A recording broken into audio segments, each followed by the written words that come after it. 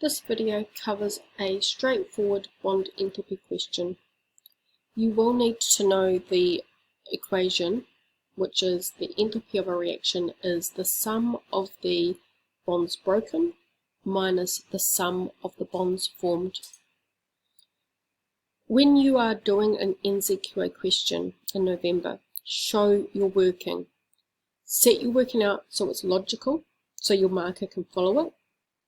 If you show no working and you make one minor slip of a number written down wrong from your calculator, no marks, which is a pretty harsh lesson to learn. Show your working. Remember, your final answer for any calculation must have units, and final answers must be to 3 significant figures. Let's do this example. They've given us the chemical equation for methane burning in oxygen to produce carbon dioxide and water. They want us to calculate the enthalpy of combustion. Don't get afraid of this little C symbol because you've not seen it before. This is a combustion equation, and so that little C stands for combustion. It is the energy change of the reaction, and it's a particular combustion equation. Okay, these values are always provided. They're always quoted as positive values because it's the energy required to break the bonds. First step, do not try to do these questions without drawing out the molecules. Otherwise you might miss a bond. It is much easier to sum up the bonds broken and formed if you know what structures you're actually dealing with and can see the bonds. You will need to know oxygen has a double bond between the oxygen atoms. You'll also need to commit to your memory that in carbon dioxide, it is a double bond between the carbons and the oxygens. A level 2 student is expected to know these two particular cases because you could be asked to draw their Lewis diagrams. There's not too many others that I'm familiar that you would need to know off by heart. Perhaps nitrogen gas N2, that's a triple bond.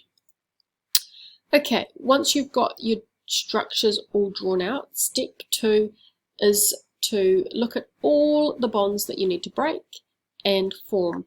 So what we're doing in this instance is we're breaking 4 carbon-hydrogen bonds, and we're going to be breaking 2 oxygen double bonds.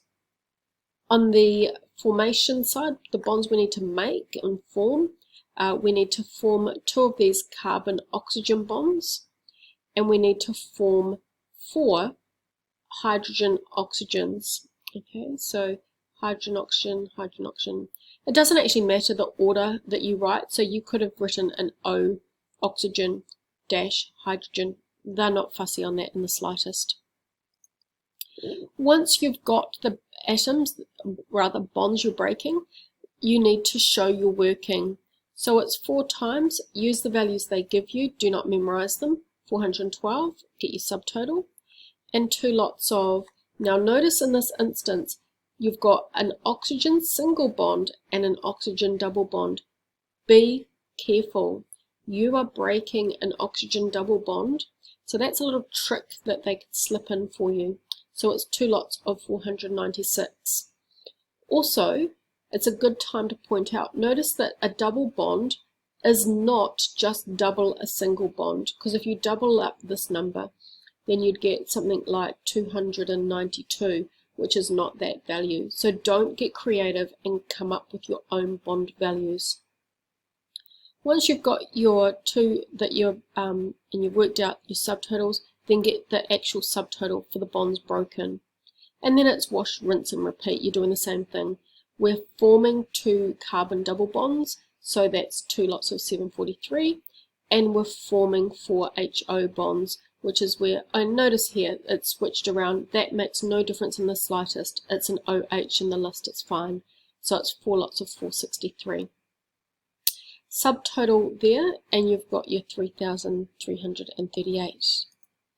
Final step is to pull in this equation. Okay, so the enthalpy of the reaction is always the bonds broken. Remember that big juicy beef steak. Hope you've got no vegetarians here.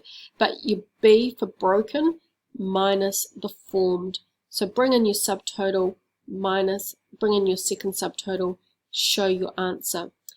Please show your working, including this part here with your subtotals. You will get excellence if you show your working. If you make a minor slip with no working, no marks. It's a very harsh lesson to learn if you don't show your working. Your final answer does need to have units. In this instance, it's kilojoules per mole, and 3 significant figures. Okay, I'll do another example in the next video.